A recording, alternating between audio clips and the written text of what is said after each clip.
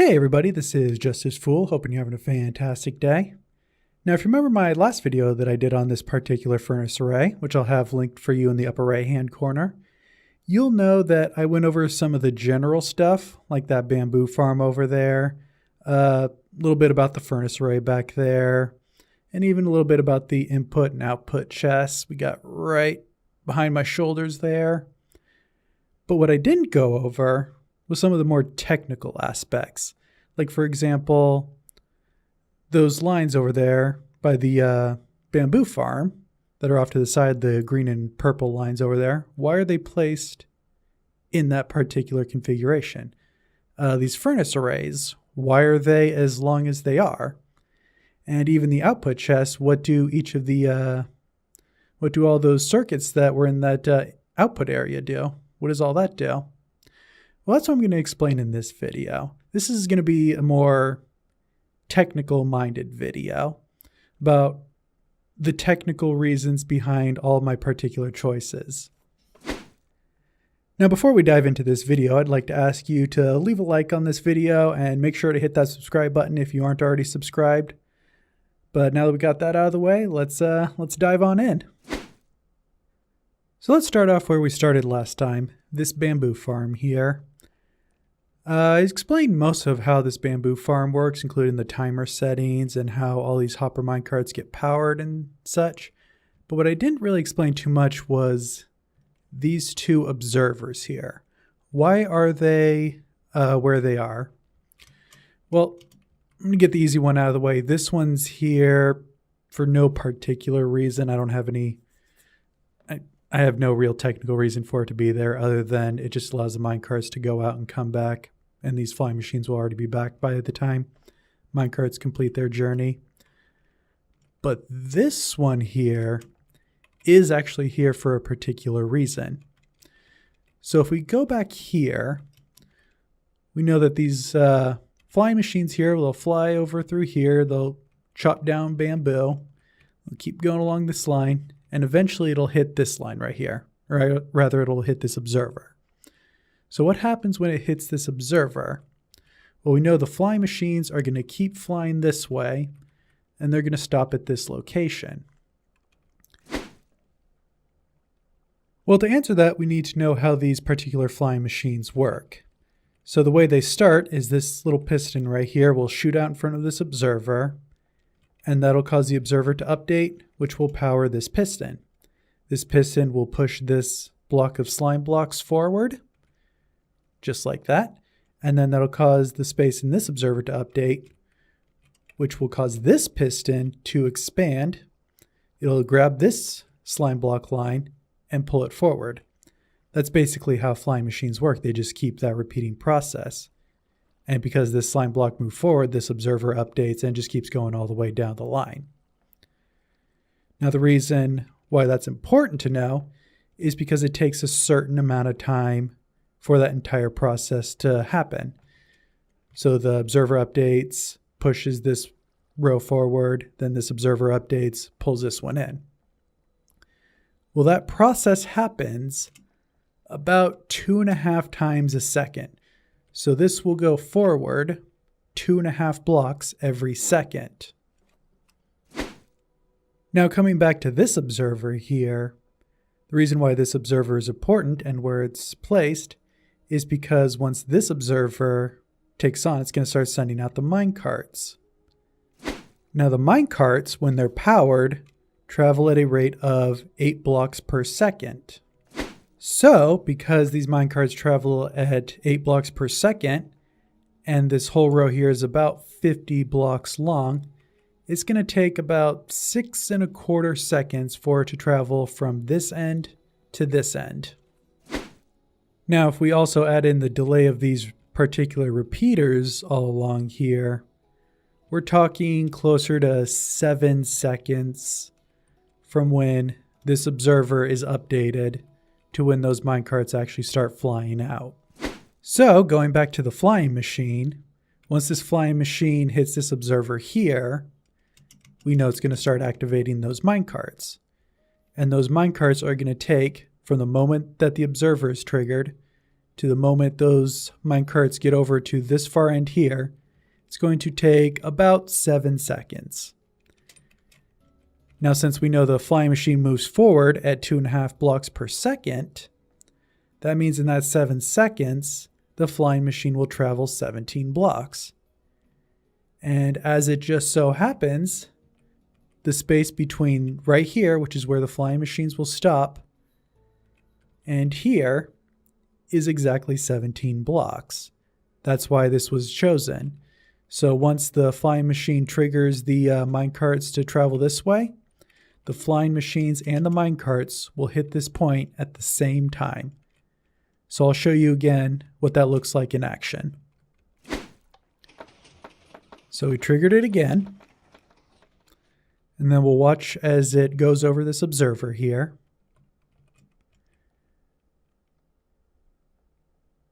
Going through this lag. It's about to hit the observer. Boom, there it goes.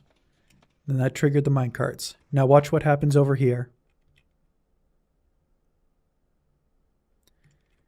Yeah, more or less, they pretty much hit the back at the same time.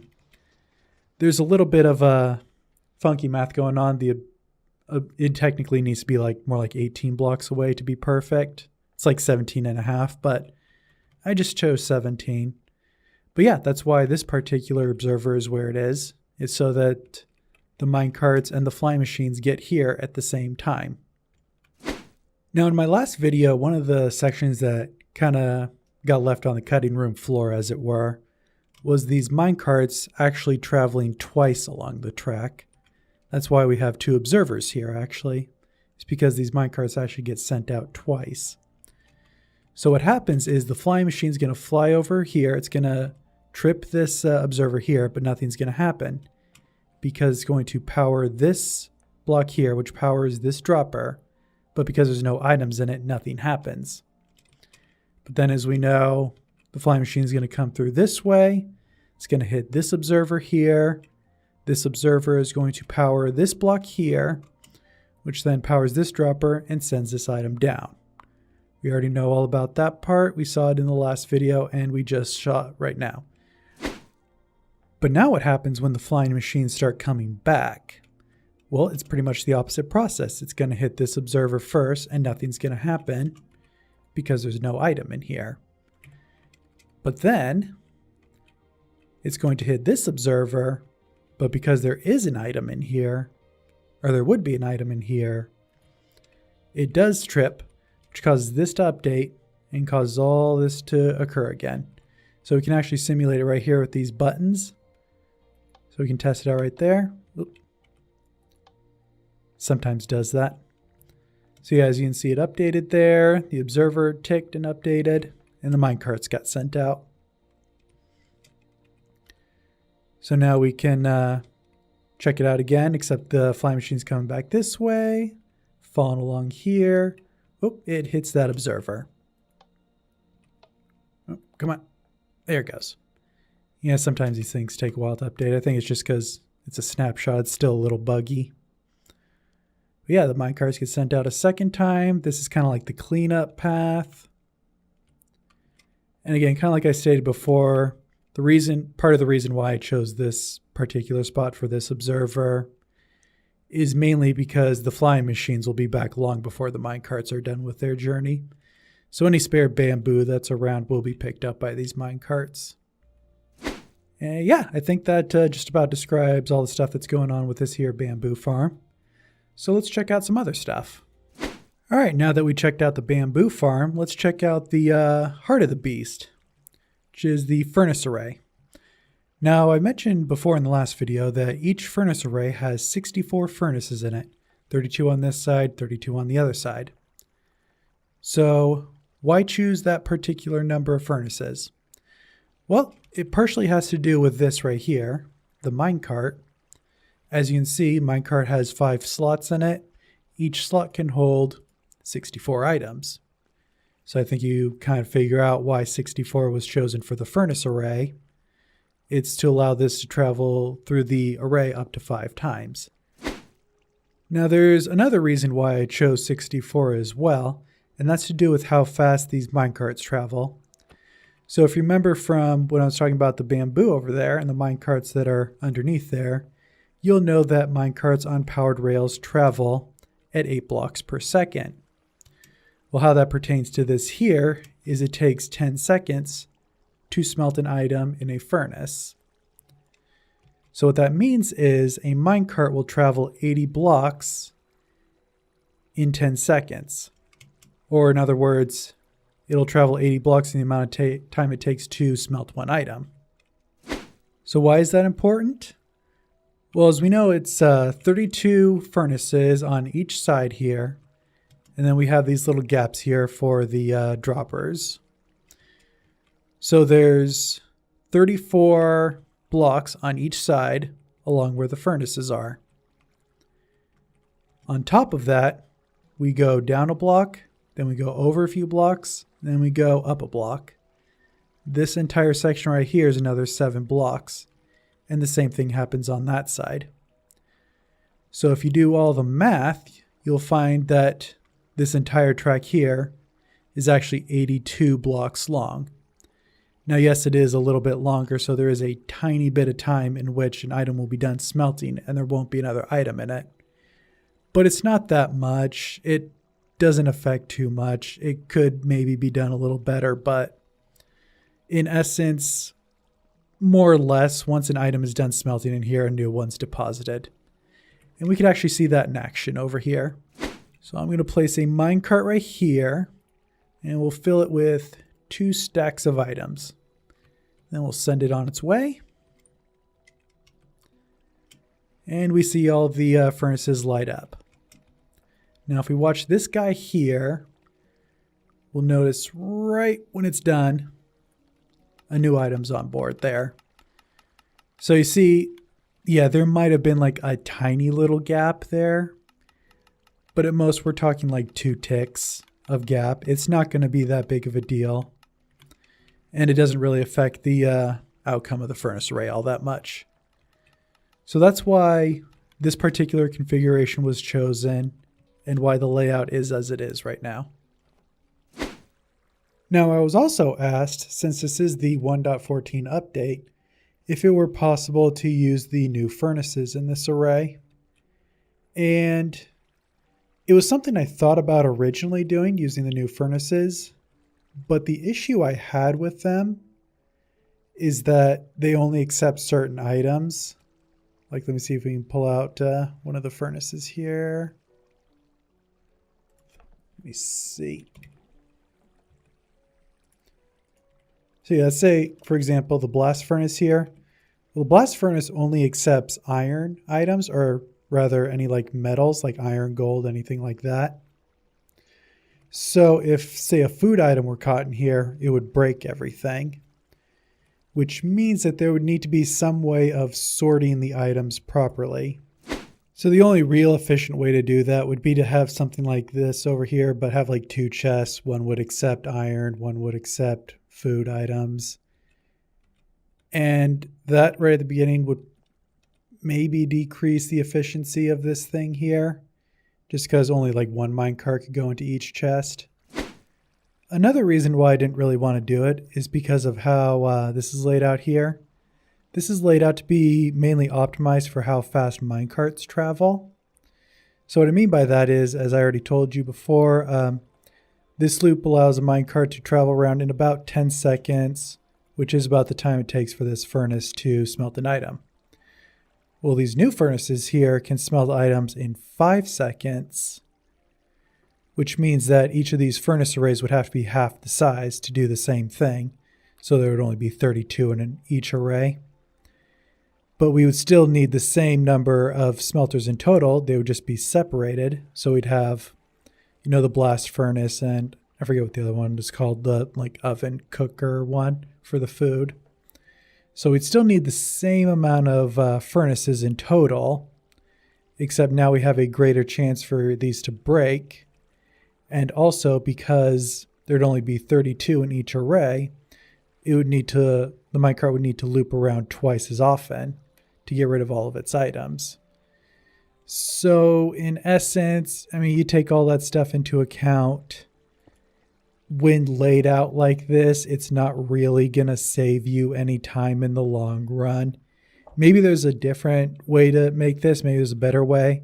If you guys can think of a better way, I'd love to check it out, make a video on it.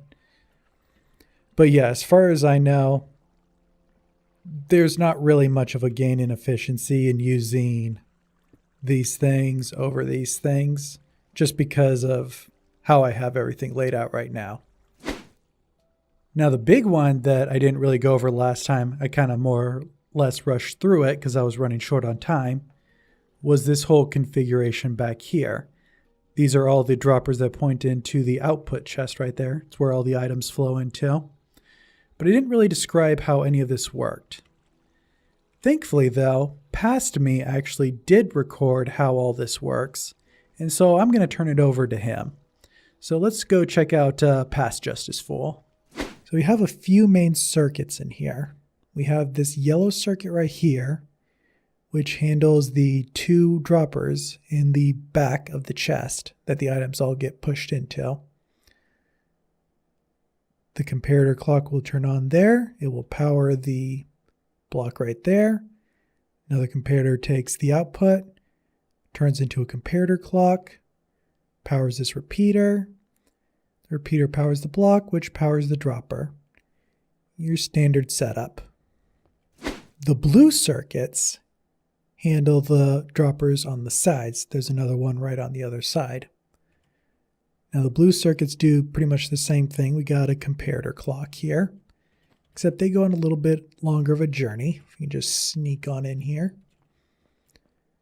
And they'll eventually go right here. That's the blue dropper right there. I have to have these going on a little bit longer journey just because of how I have a bunch of these hoppers going on down here, and I need them for something else. So it had to be kind of, I had to kind of squeeze on out of here, just like that. Now, for the circuit that has given me probably about 95% of the problems I've had with this, it's the pink circuit. Now, the reason why this is giving me so much problems is partially by the nature of what it is. So I wanted to get 2 droppers underneath the chest to push items up underneath the chest into the chest.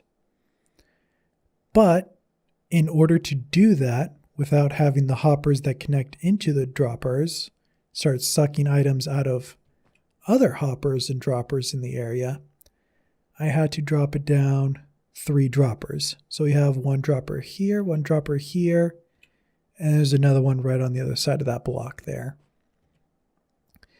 So it was the difficulty of sending items all the way up to the top in one continuous go without any items being lost in any of these droppers. That's been the one that's been giving me the most problems, but so far this circuit's been pretty reliable at that. So the way this one works is everything's powered by 1 comparator clock. The reason why I have 1 comparator clock is because I used to have multiple comparator clocks, but it just ended up causing a bunch of issues. A bunch of things started breaking. So right now I just have 1. So what the comparator clock is going to do is it's going to send power all through here. Then it's going to hit this block here. And then let's see if I can squeeze my way in here. If you see right there is a couple redstone dust that's going to be powered, and it's going to power the middle of the 3 hoppers, middle of the 3 droppers that go all the way up.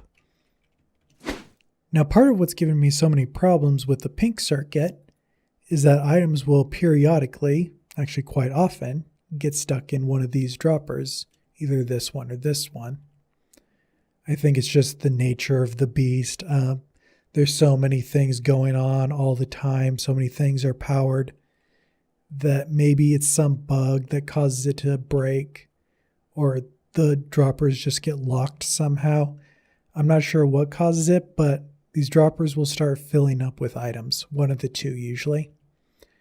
So I created the black circuit here to deal with that particular problem. The black circuit takes output from the middle of the two hoppers and sends the signal out along here, right into here. So if either of the black circuits is powered, they're going to power this brown circuit right here, which will unpower this redstone torch. Now this redstone torch powers a block right here, this block, which turns this torch off. But when that torch is turned off, when one of the black circuits powers it, it will turn this on. Let me just put that back in right here. And since that torch is turned on, it will turn on this comparator clock, which will continue ticking all these droppers until all the items are removed. All right, well, thank you, Pastor Me, for describing all the circuitry down there. I'm really glad I didn't have to build all that. But thank you for watching. If you haven't already, make sure to click that like button. And if you're not subscribed, make sure to subscribe. But thanks again, and have a fantastic rest of your day.